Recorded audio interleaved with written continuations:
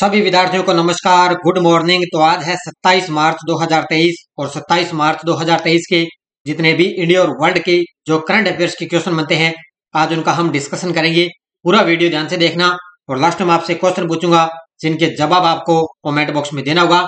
आज हम पढ़ेंगे कि नई दिल्ली में शहरी क्लाइमेट फिल्म महोत्सव का उद्घाटन किया गया। पीएम मोदी ने वन वर्ल्ड टीबी समिट को संबोधित किया है और महिला खिलाड़ी को AHF एथलीट एम्बेसडर के रूप में नियुक्त किया गया। इनकी आज हम चर्चा करेंगे। तो कल संडे था और संडे के दिन आपको वीकली जो है क्लास आपको मिल चुकी है। आज की हमारी क्लास मिलेगी आपको 6:30 पर डेली आपको लाइव क्लास और हमारी 1 अप्रैल 2023 से आपको डेली हमारी जो क्लास का टाइम है वो 6 बजे आपके लिए किया जाएगा, क्योंकि 6 बजे आपको लाइव क्लास मिलेगी। आगे जैसे जैसे मौसम में बदलाव होता जाएगा, जैसे जैसे गर्मी आने लग जाएगी, इसलिए हमारी क्लास डेली आपको 6 बजे 1 अप्रैल से 6 बजे आपको लाइव मिलेगी। तो एक बार सभी साथी वीडियो को लाइक और शेयर कर दें। स्टार्ट करें। हम सबसे पहले हम जो परसों शनिवार के दिन क्वेश्चन पढ़े उनको हम रिवाइज करते हैं। देखिए, किस तट पर भारतीय नौसेना और रॉयल नेवी के बीच कोंकण 2023 नामक वार्षिक द्विपक्षीय समुद्री अभ्यास आयोजित किया गया? ये किया गया कोंकण तट पर। किस राज्य के लातूर शहर में डॉक्टर बाबा साहब अम्बेडकर की 70 फीट ऊंची प्रतिमा का अनावरण किया जाएगा? तो ये किया जाएगा महाराष्ट्र राज्य में। कौन सा देश BRICS New Development Bank NDB के नए सदस्य के रूप में शामिल हुआ? तो वो हुआ है मिस्र देश। राष्ट्रपति ने किस शहर के बोलाराम में ऐतिहासिक राष्ट्रपति निलयम का उद्घाटन किया? ये किया है सिकंदराबाद में। अमित शाह ने किस राज्य के कुपवाड़ा में मां शारदा देवी मंदिर का उद्घाटन किया? ये किया है जम्मू कश्मीर में। किस शहर में 25 मार्च से बिम्स्टेक देशों की बैठक शुरू हुई? ये हुई है कोलकाता शहर में। ये थे कल के क्वेश्चनों का रिवाइज। कल संडे था, संडे के दिन भी आपको वीकली क्वेश्चनों को मैं रिवाइज करवाता रहता हूँ। अब जैसे ही आपको सुबह मेरी क्लास मिलती है कंटिन्यू, फिर संडे के दिन आपको वीकली क्लास मिलती है। फिर जैसे अब ये मार्च का मंथ जो है आपके लिए कंप्लीट होगा तो उससे पूरे मार्च महीने का वीडियो आपको एक साथ में मिल जाएगा। तो लगातार चैनल के साथ बने रहिए और आगे आने वाला एग्जाम, कोई भी एग्जाम हो, करंट आपका यहाँ से मजबूत होता जाएगा। बस डेली आपको निरंतर पढ़ते रहना है और इस क्लास के साथ आपको डेली देखते रहना है। तो स्टार्ट करें आज की क्लास। एक बार सभी साथी वीडियो को लाइक और शेयर कर दें। देखिए, पहला प्रश्न आपके सामने। 24 मार्च को किस शहर में शहरी क्लाइमेट फिल्म महोत्सव का उद्घाटन हुआ है? 24 मार्च को किस शहर में शहरी क्लाइमेट फिल्म महोत्सव का उद्घाटन हुआ? ये हुआ है नई दिल्ली के अंदर। ठीक है, कहां पर हुआ है? नई दिल्ली के अंदर। कब है? 24 मार्च को। देखो मुख्य रहते हैं राष्ट्रीय शहरी आयोग यानी कि NIUA, राष्ट्रीय शहरी आयोग NIUA ने आवास और शहरी कार्य मंत्रालय, फ्रेंच डेवलपमेंट एजेंसी और यूरोपीय संघ के साथ साझेदारी करके सबसे पहली शहरी क्लाइमेट फिल्म फेस्टिवल आयोजित करने जा रहा है। यानी कि ये 3 है।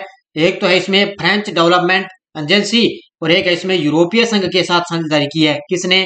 राष्ट्रीय शहरी आयोग ने, आवास और शहरी कार्य मंत्रालय ने, इन दोनों ने के साथ साझेदारी की है और ये पहली शहरी क्लाइमेट फिल्म फेस्टिवल आयोजित करने जा रही है। 2023 के 24 मार्च को नई दिल्ली के लोधी एस्टेट में स्थित अलायंस फ्रांसिस में ML भारतीय ऑडिटोरियम में शहरी जलवायु फिल्म फेस्टिवल का उद्घाटन किया गया है। तो ये ध्यान रखना है, शहरी क्लाइमेट फिल्म फेस्टिवल यानी कि शहरी जलवायु फिल्म फेस्टिवल का उद्घाटन कहां पर किया गया? नई दिल्ली के अंदर किया गया। ये पूरी डिटेल आपको अच्छी तरह से याद रखनी है। दूसरा प्रश्न आपके सामने।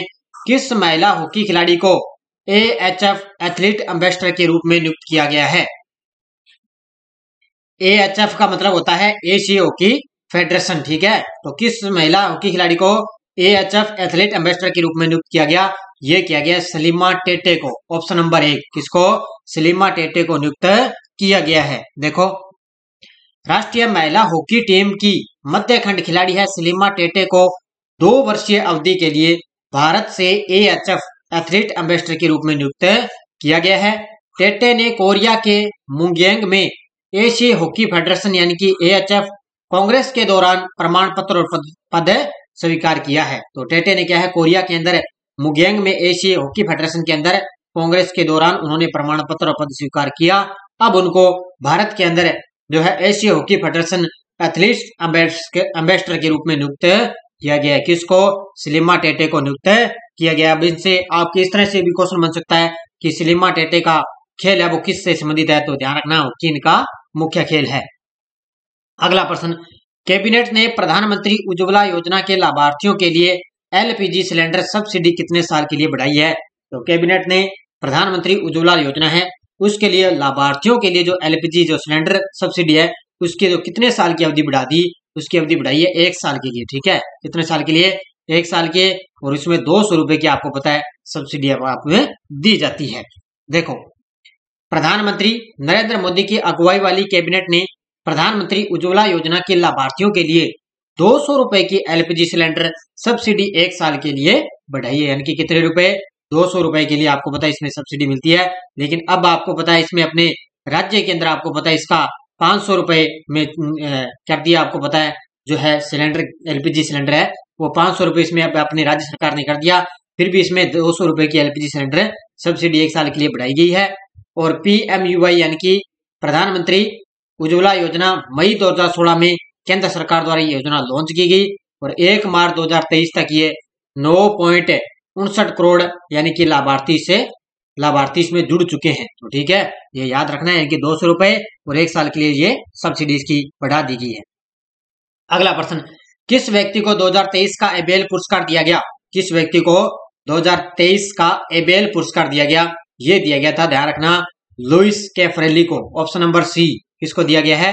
लुइस कैफरेली को 2023 का एबेल पुरस्कार दिया गया है। देखो, लुइस कैफरेली को 2023 का एबेल पुरस्कार दिया गया।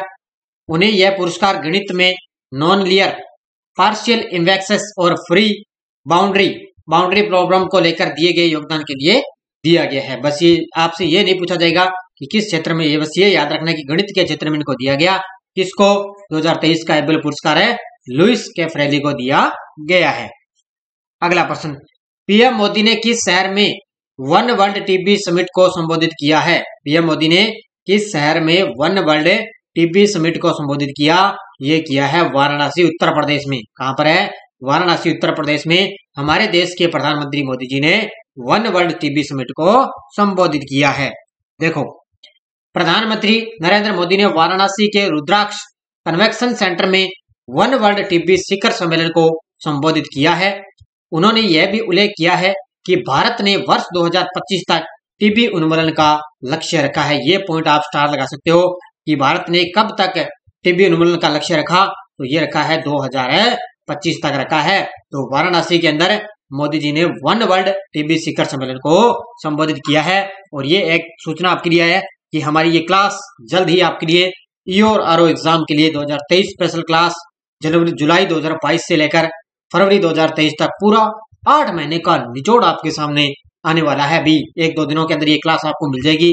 पूरे पिछले 8 महीनों का जो एक महामैराथन आपके लिए क्लास होगी, जो लगभग आज एग्जाम के लिए यह क्लास आपके लिए रामबाण साबित होगी। तो बस 1-2 दिनों के अंदर ये आपको क्लास मिलती रहेगी।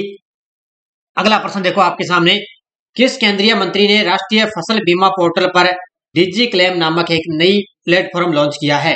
किस केंद्रीय मंत्री ने राष्ट्रीय फसल बीमा पोर्टल पर डिजी क्लेम नामक एक नई प्लेटफॉर्म लॉन्च किया? वो है हमारे देश के जो केंद्रीय कृषि मंत्री हैं नरेंद्र सिंह तोमर द्वारा ये लॉन्च किया गया है। देखो, भारत के कृषि मंत्री नरेंद्र सिंह तोमर ने राष्ट्रीय फसल बीमा पोर्टल पर डिजी क्लेम नामक एक नई प्लेटफॉर्म पेश किया है। इस प्लेटफॉर्म का उद्देश्य फसल बीमा का लाभ उठाने वाले किसानों को बीमा दावों का भुगतान त्वरित करना। क्या करना है कि जो जिनका उद्देश्य क्या है कि जो बीमा का लाभ उठाने वाले किसान हैं उनको बीमा दावों का भुगतान त्वरित करना इनका मुख्य उद्देश्य है। और भारत के कृषि मंत्री नरेंद्र सिंह तोमर द्वारा ये डिजी क्लेम नामक एक जो है प्लेटफॉर्म है लॉन्च किया गया है। अगला प्रश्न देखो आपके सामने, उत्तराखंड के किस शहर के कुमाऊं क्षेत्र में एक खेल विश्वविद्यालय स्थापित होगा? उत्तराखंड के किस शहर के कुमाऊं क्षेत्र में एक खेल विश्वविद्यालय स्थापित होगा? वो होगा हल्द्वानी के अंदर। ठीक है, कहां पर होगा?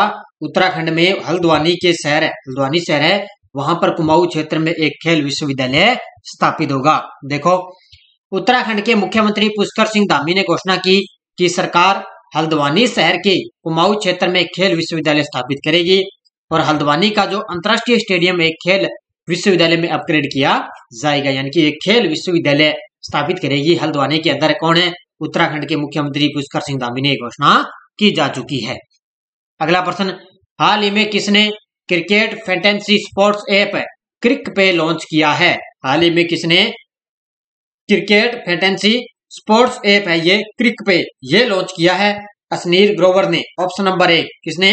असनीर ग्रोवर के द्वारा क्रिकेट फैंटेसी स्पोर्ट्स ऐप है जिनका नाम है क्रिक पे लॉन्च किया है। देखो, भारत पे के कोर फाउंडर असनीर ग्रोवर ने एक नया क्रिकेट फैंटेसी स्पोर्ट्स ऐप यानी कि क्रिक फैंटेसी ऐप ऐसे किया है। असनीर ग्रोवर के थर्ड यूनिकॉर्न ने आधिकारिक तौर पर अपना पहला स्टार्टअप फैंटेसी क्रिकेट प्लेटफॉर्म क्रिक पे लॉन्च किया है। बस ये आपको याद रखना है कि क्रिक पे किसके द्वारा लॉन्च किया गया? तो ये किया गया असनीर ग्रोवर के द्वारा, जो कौन है? भारत पे के को फाउंडर हैं ये असनीर ग्रोवर, उनके द्वारा ये क्रिक पे लॉन्च किया गया है। अगला प्रश्न, एनजीटी ने रामसर स्थलों की सुरक्षा में विफल रहने पर किस राज्य सरकार पर 10 करोड़ रुपए का जुर्माना लगाया है? एनजीटी ने रामसर स्थलों की सुरक्षा में विफल रहने पर किस राज्य सरकार पर 10 करोड़ रुपए का जुर्माना लगाया? ये लगाया है केरल की राज्य सरकार पर। किस पर है? केरल की राज्य सरकार पर। देखो, एनजीटी का मतलब होता है राष्ट्रीय हरित परिषद, ठीक है। एनजीटी का मतलब है राष्ट्रीय हरित परिषद के प्रमुख बेंच ने केरल सरकार को दंडित करते हुए 10 करोड़ रुपए का जुर्माना लगाया। क्यों लगाया है? केरल सरकार द्वारा निर्धारित रामसर स्थलों के अनियंत्रित प्रदूषण को रोकने में और असमर्थता के कारण नुकसान पहुंचा दिया गया है। तो एक ध्यान रखना, केरल के अंदर आपको बताया केरल में सबसे बड़ी झील है और भारत की सबसे बड़ी झील है वेबनाड झील, ठीक है। केरल के अंदर है ना कि वेबनाड झील है, जो केरल की सबसे बड़ी झील है, उसको क्या है रामसर स्थल के रूप में आपको बताया शामिल किया गया। और अब इस पर क्या है कि केरल सरकार ने क्या है वहां पर अनियंत्रित प्रदूषण को रोकने में असमर्थ के कारण क्या है राष्ट्रीय हरित परिषद ने उस पर 10 करोड़ रुपए का जुर्माना लगा दिया है, ठीक है। तो कौन सी है? वो केरल की सबसे बड़ी झील है और भारत में सबसे लंबी झील है वेबनाड झील, जो केरल के अंदर है। उस वजह से उसको रामसर स्थलों की सूची में शामिल किया गया था, लेकिन उस पर क्या है वहां पर प्रदूषण ज्यादा होने के कारण उसको नुकसान पहुंचा दिया। इस वजह से 10 करोड़ रुपए पर उस पर जुर्माना लगाया गया है। अगला प्रश्न, तमिलनाडु सरकार ने तंथे पेरियार वन्यजीव अभयारण्य को राज्य का कौन सा वन्यजीव अभयारण्य घोषित करने का फैसला किया है? तो तमिलनाडु सरकार ने अपने राज्य के अंदर क्या है कि तंथे पेरियार वन्यजीव अभयारण्य घोषित कर दिया और वो है 18वां, ठीक है। राज्य का 18वां वन्यजीव अभयारण्य इसको घोषित किया है। देखो, तमिलनाडु सरकार ने तंथे पेरियार वन्यजीव अभयारण्य को राज्य का 18वां वन्यजीव अभयारण्य घोषित करने का फैसला किया। यह अभयारण्य एरोड जिले, ठीक है, एरोड जिले के अंचियूर और गोबिचेपिटापालम तालुकों में 80,567 हेक्टेयर क्षेत्र को ये कवर करता है। और वर्तमान में आपको पता है तमिलनाडु के मुख्यमंत्री कौन है? एम.के. स्टालिन। और तमिलनाडु के राज्यपाल कौन है? आर.एन. रवि। और ये तमिलनाडु राज्य का जो 18वां वन्यजीव अभयारण्य है वो कौन सा बन चुका है? तंथे पेरियार वन्यजीव अभयारण्य घोषित किए जाने का फैसला लिया है तमिलनाडु की राज्य सरकार ने। अब देखो, आपके लिए पिछले वीडियो का क्वेश्चन क्या था? एनिफिडेक्स 2023 भारत और अफ्रीका के बीच में जो सैन्य अभ्यास है वो किस शहर में शुरू हुआ? ये हुआ है पुणे शहर में। बहुत सारे विद्यार्थियों ने शानदार तरीके से जवाब दिए, उन सभी को हार्दिक शुभकामनाएं। और जो भी विद्यार्थी ध्यान रखें, जो पीछे मैं आपके लिए यस्टरडे डोज मैंने एक मुहिम शुरू कर रखी है उसके भी आप शानदार तरीके से जवाब दिया करो, ताकि आपको क्वेश्चन याद हो जाएगा अच्छी तरह से, कभी भी आगे एग्जाम यहाँ पे भूल नहीं पाए। इसलिए आपको लगातार वहां पे मैं क्वेश्चन आपको अच्छी तरह से याद करवा रहा हूँ। अब देखो, आपके लिए क्वेश्चन बोल रही हो, आरबीआई किस शहर में डेटा सेंटर और साइबर सुरक्षा प्रशिक्षण संस्थान की शुरुआत की है?